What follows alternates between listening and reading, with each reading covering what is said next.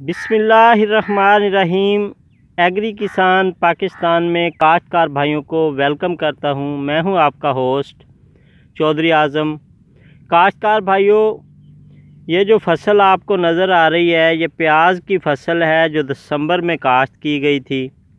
इस पे ख़र्चा जो है बिल्कुल मामूली हुआ है और इसका बेनिफिट जो है ये बहुत ज़्यादा है। तो काश्तकार भाइयों, ये तमाम की तमाम फसल जो है इसको हमने ऑर्गेनिक पे तैयार किया है। इसमें खादों का जो ख़र्चा है बिल्कुल नहीं है, खादें इसमें यूज़ नहीं की गई।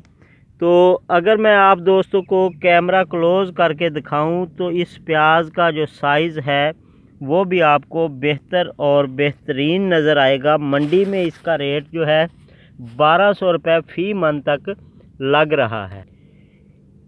इस प्याज की जो सीड है इस प्याज का, वो हमने सिंध से परचेज़ किया था, एक दोस्त से मंगवाया था। वो भी हमें समझ लें कि फ्री मिला था, एक दोस्त ने गिफ्ट किया था। उसके बाद इसकी पनीरी जो है वो अक्टूबर में हमने काश्त की और पनीरी के बाद इसको ट्रांसफ़र किया।